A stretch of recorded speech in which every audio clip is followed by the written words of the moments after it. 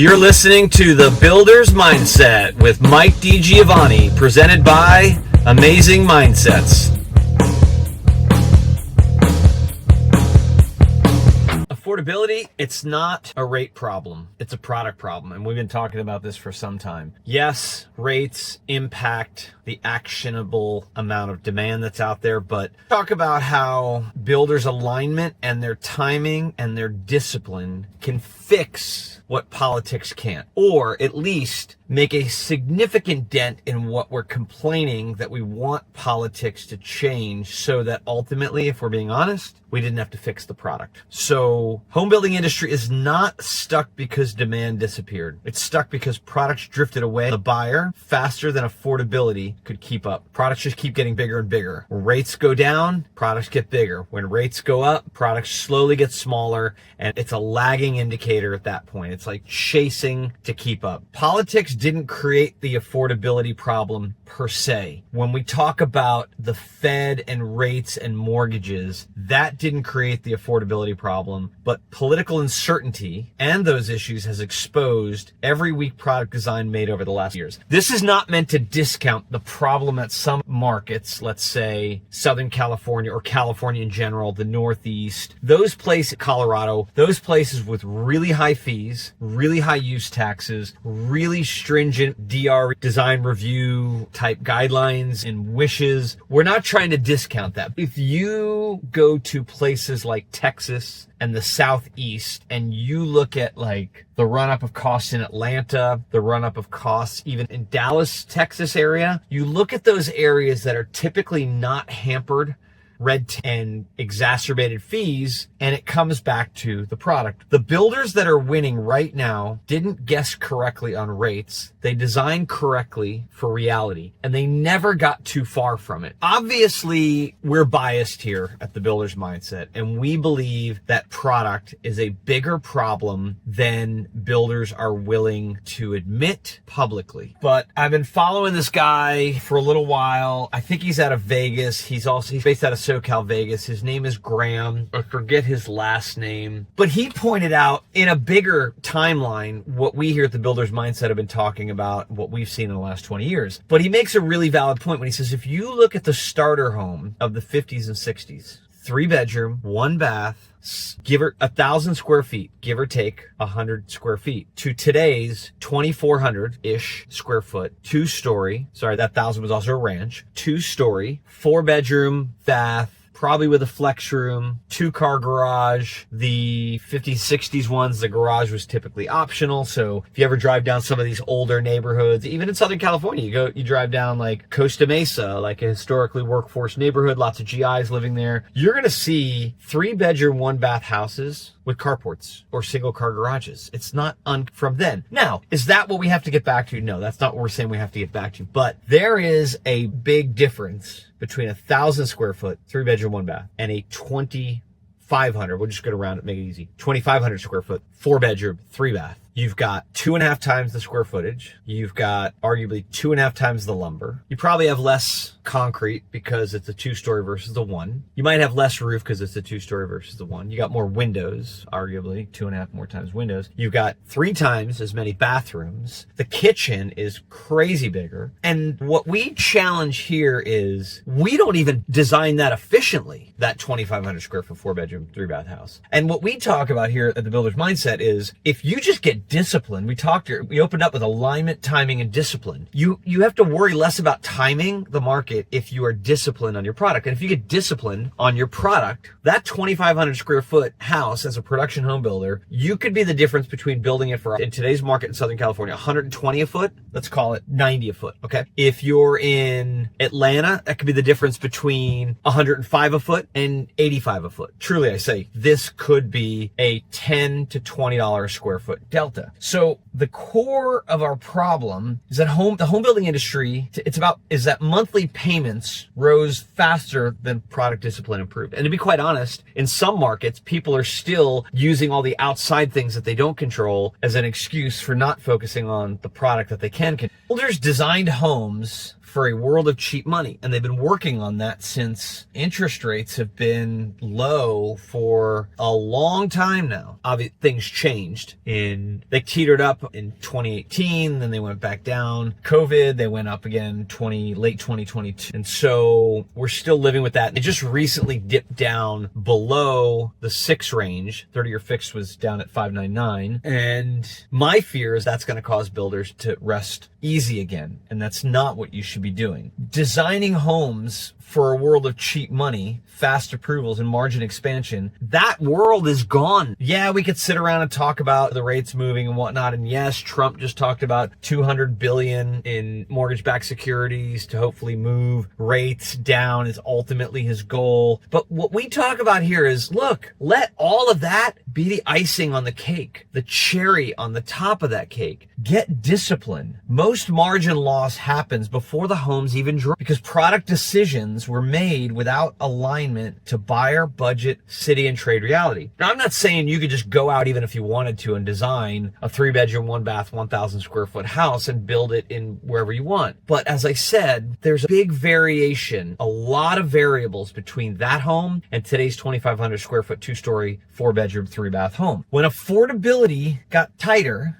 most builders tried to solve it with incentives instead of fixing the product itself. And this is the sad part about it. If you needed to fix your product, you already had a timing problem. But if you're not fixing your product, you're already a timing problem, and now you just buried your head in the sand, okay? And so we firmly believe this. I've seen this time and time again. Look at a set of plans, and I can tell you right out the gate, often just by looking at the name of the architect on the plans, how high over budget you're going to be just if you want to switch architects. And there are some architects that are willing to work with this, and there are some architects that are not helping builders and doing them any service because they want to win awards for the models. So builders are not obsessing over whether buyers exist. They're obsessing over whether buyers can qualify at today's payment threshold. Buyers exist. Builders aren't obsessing about what the buyers that exist, which there are plenty, what they can afford, and how to design in a disciplined fashion that gets as close to what they want as possible. The preoccupation that a lot of builders struggle with is whether political and economic forces will keep mortgage rates higher for longer while costs remain elevated. Listen, everything we're seeing and hearing and reading tells us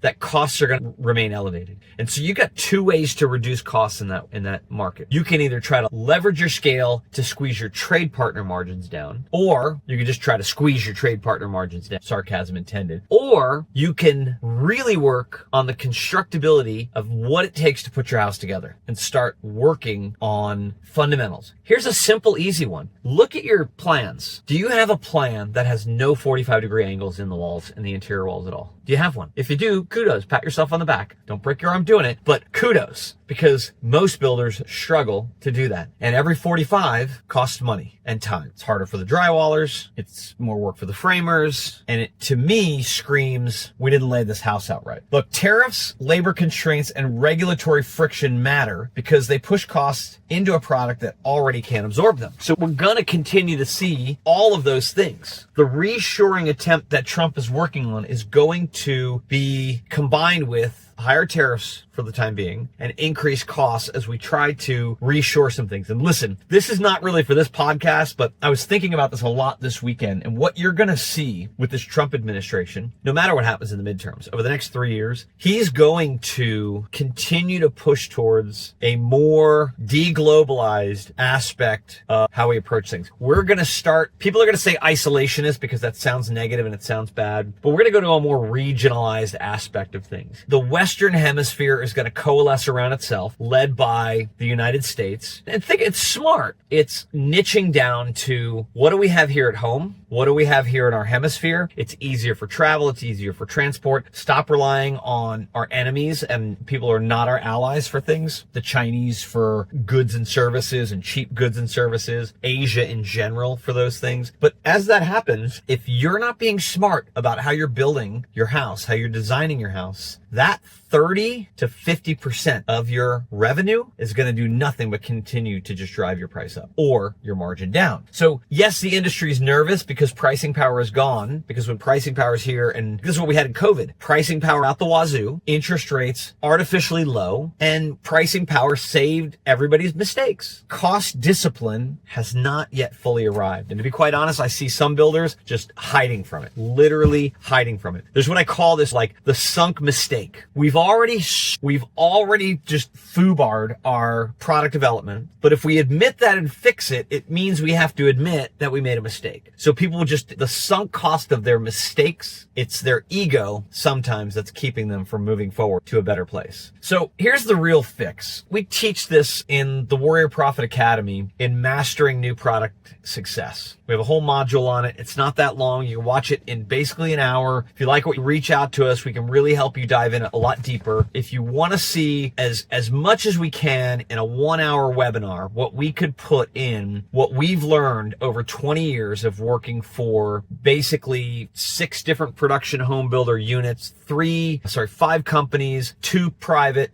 3 public, multiple markets, 3 different markets. Affordability is solved upstream, not in the sales office. But all too often, that's what we think. And you're going to probably say, no, we don't work that way. Look, if you're hoping for lower interest rates, that's technically in the sales office. If you're figuring out how to get the best value on incentives to get the mortgage rates down, that's in the sales office. If you're thinking about pricing rising a little bit because you got a good piece of land, an A+, even in a tough market, and you got pricing power a little bit, that's letting it be solved in the sales office. You should be doing upstream with product, the development drawing table. Builders who affix affordability start by defining alignment before design, not by reacting to sales after they get slow, okay? They ask what product fits this zip code and this specific parcel, what buyer, this school district, and this lot before a single elevation is drawn. They've already got this mapped out down to that level. At best, you'll get a builder who'll look at a piece of dirt and go, oh, that's an A place, so that needs to be second move up. That's got to be our top spec. That's your best, okay? What you should really be doing is looking at that particular product and zip code and saying, is that really an A or is it a B- in an A? Because there's opportunities there too if you design your product right. They design around a zero-based construction budget, not a wish list of features. They start with what do the buyers that we have targeted, that we know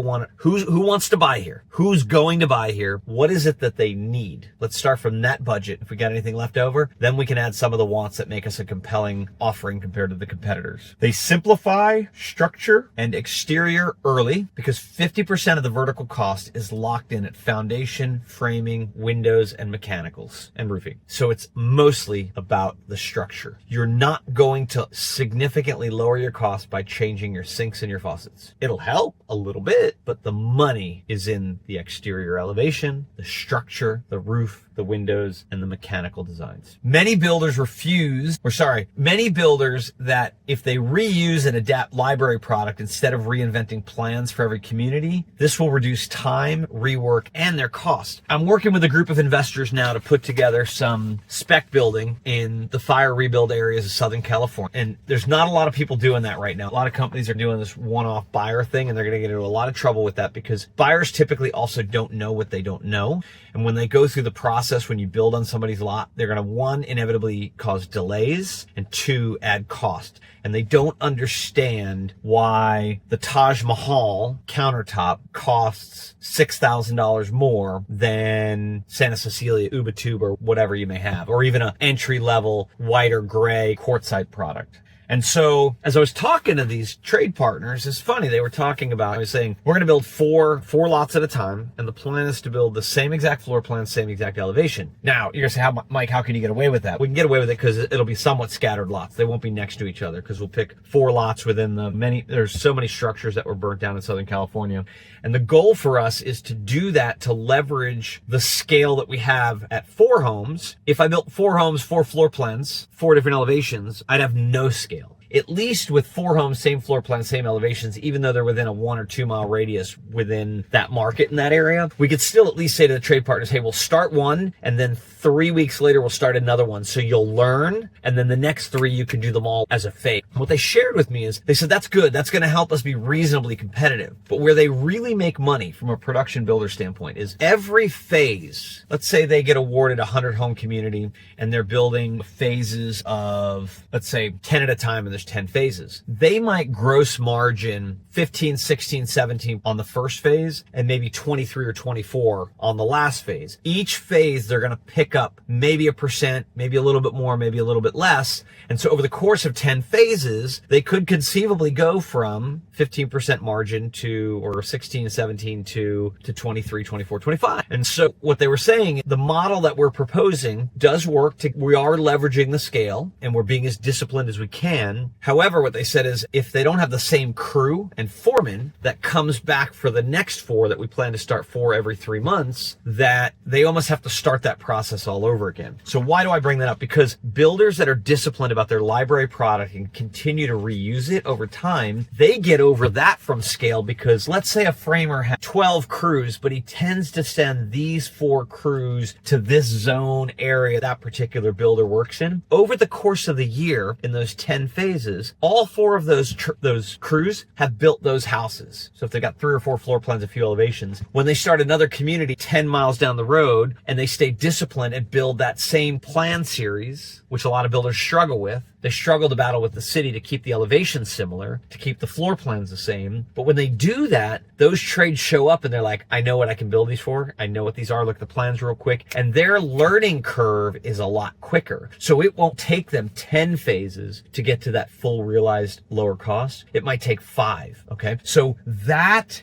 is what helps when we are disciplined and we stop trying to reinvent the plans for every community. It reduces the time, the rework, and the cost from that perspective. So look, big builder examples of this is like how the best are fixing it. D.R. Horton and Lennar are great examples, and Meritage are great examples of this. D.R. Horton didn't wait for rates to fall. They re-anchored product around attainable price points. And they have even gone out and said that even beyond product and reuse of product, Richmond's another good one. Richmond, we'll see what happens with them now that they're part of Sekisui and how that all changes. But Richmond would come out with these plans. I owned a Richmond floor plan when I lived in Denver for 6 years, and I think I owned the Russell. They built that Russell, and I don't know how many markets, but I'd walk into that and go, oh, this is my house. And I might be across town in another community in Denver. I've seen that Russell in other markets. Richmond's great about that. Horton is really good because Horton went to the next level, even said, we've got to fundamentally reshape the whole supply chain and how we think about the cost structure of building houses. KB got a lot of flack because they love to pull microwaves out as a standard. Their thing is, look, if a microwave costs them $400, $500 all in, installed and vented, but they can do, or could, if they're allowed to do that in the market for $150, and then the buyer can go buy a countertop microwave, they still sell those. That there are certain things that we're going to have to test that are going to feel odd because we're not going back to that 1,000 square foot house from the 50s and 60s, but we are pushing in that direction to try to control what we can with affordability. D.R. Horton leaned into simpler plans, smaller prints, faster cycle times, and repeatable product libraries. Lennar has their core series, which they have vetted so thoroughly. They have takeoffs, I believe, for most everything at their regional center. My understanding too is if you're using core product, you get fast tracked on land development deals because they feel more confident in your budgeting of those products. They develop those regionally/nationally because they know that they build, and they call them core, I'm just guessing, for a reason. It's a core. It's a core product. It's core to what the buyer needs. They didn't call it excess. They called it core, okay? So affordability strategy, it's not cosmetic for builders like Horton and Lennar. It's structural. Design discipline first, incentives second. That's how you hang on to margins as well, too.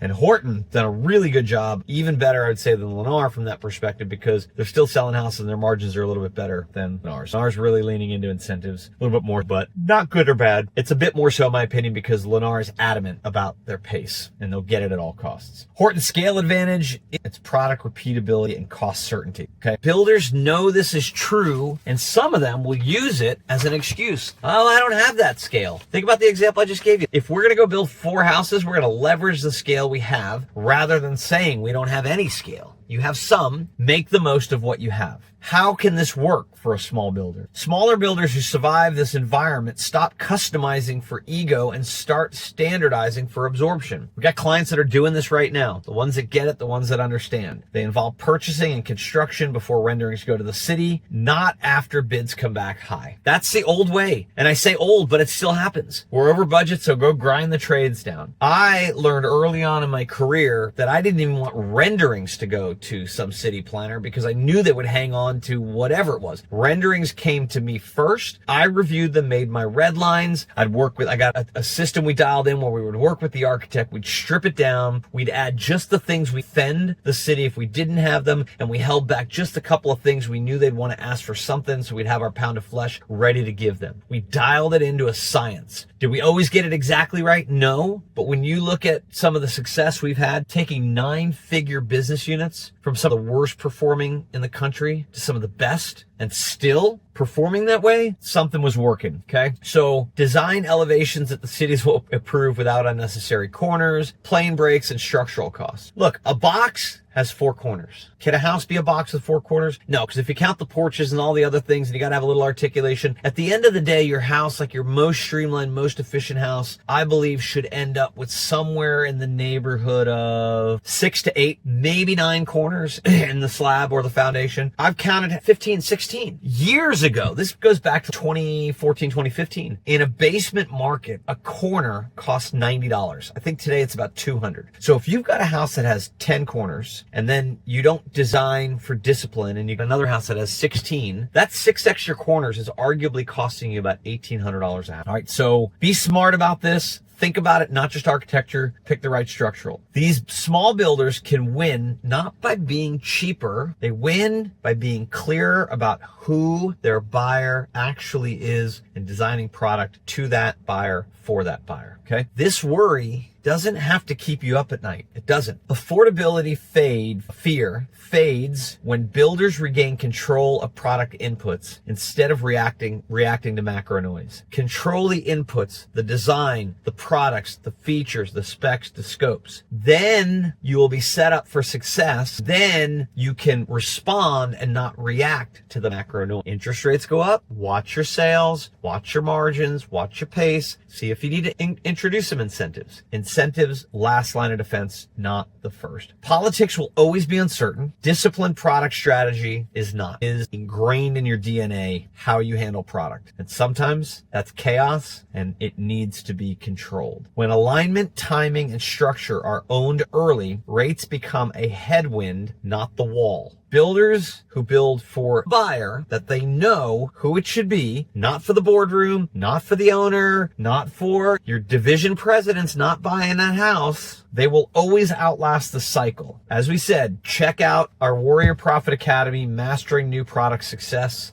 If you want to learn more about this, it's in our school community. Look, the next cycle won't reward optimism. It will reward precision. Affordability is not fixed by waiting on Washington or your local planning department. It's fixed by owning your product before it owns your margins. Listen, control what you can control in this business. Stop complaining about the things outside of your control. Let the reduced interest rates be your headwind. Don't let the uptick in interest rates be your wall that you beat your head against. It's been another episode of The Builder's Mindset. We thank you for joining us. I'm Mike DiGiovanni. We'll talk to you next week. Peace. You're listening to The Builder's Mindset with Mike DiGiovanni, presented by Amazing Mindsets.